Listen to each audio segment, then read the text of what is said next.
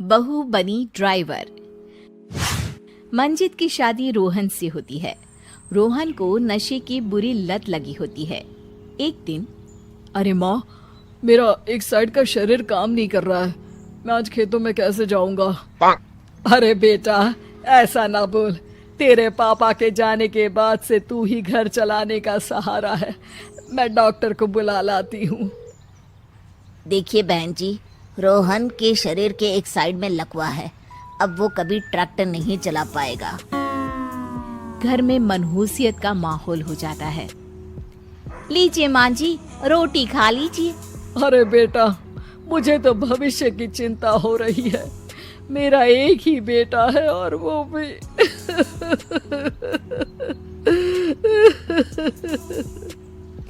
माँ जी, आप चिंता न करें। जब तक ये बीमार है मैं खेत जाकर काम कर लिया करूंगी। वैसे भी नशे के कारण इनका शरीर काफी कमजोर हो गया है। अगले दिन मंजीत खेत में जाकर काम कर शाम को घर लौटती है। ये ले बेटा, पानी पी ले। कैसा रहा काम का पहला दिन? माँ जी, काम तो ठीक है, लेकिन मैं अगर ट्रैक्टर चलाना सीख लूँ ना तो काम और भी आसान हो जाएगा। अरे बेटा, दुनिया क्या कहेगी कि औरत होकर ट्रैक्टर चला रही है। माँ जी, या तो हम दुनिया देख ले या अपना घर, कोई बात नहीं। जब ये ठीक हो जाएंगे तो सब ठीक हो जाएगा। अरे बहू, जरा बाहर तो आना। जी माँ जी। बहू, तेरे मामा जी आए हैं, तूने बुलाया था ना? हाँ माँ जी, वो मामा जी ना आज से मुझे ट्रैक्टर चलाना सीखा।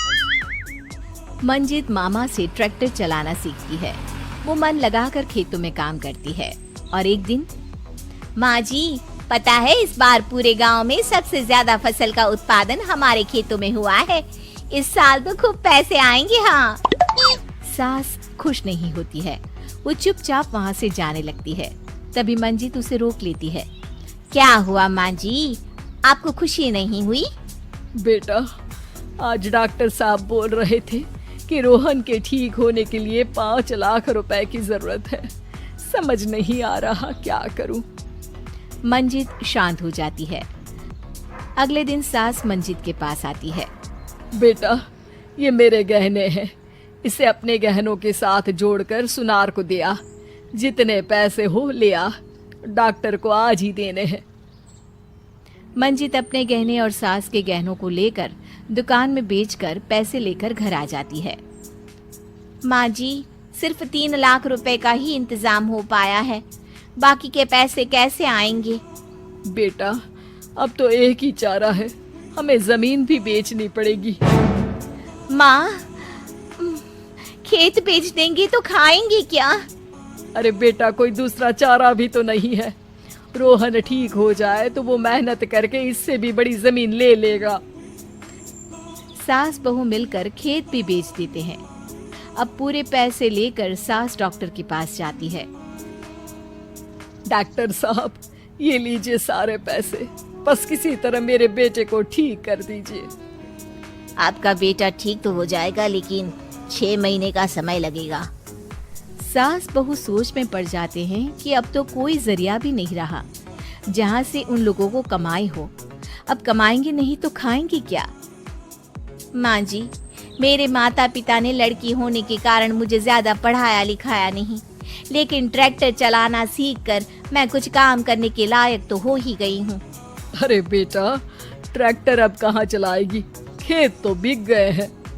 माँ जी, मैं किसी और के खेतों में दिहाड़ी में काम कर लूंगी, कुछ तो पैसे आएंगे ही ना। ये कहकर मंजित काम करना शुरू कर देती है। जैसे तैसे उन पैसों से गुजारा चल ही रहा था। माँ जी, पास के अस्पताल से मुझे नौकरी के लिए ऑफर आया है। पैसे भी ये 4 गुना ज्यादा मिलेंगे और अब खाने पीने दवाई के साथ हम कुछ पैसे भविष्य के लिए भी जोड़ पाएंगे।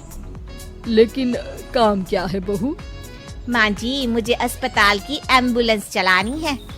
अरे, तू तो मेरी बहू नहीं, बेटा है। बेटा, जरूर जा बेटा। और हाँ, तूने पूरे गांव में एक मिसाल कायम कर दिया कि हर काम हर कोई कर सकता है उनके लिए लड़की या लड़का होने की कोई जरूरत नहीं। मंजित मन लगाकर काम करना शुरू कर देती है। आगे जाकर वो खुद का एम्बुलेंस भी खरीद लेती है और अब तो उसका पति भी ठीक हो जाता है और सब पहले से भी ज्यादा खुशहाल जिंदगी जीने लगते हैं।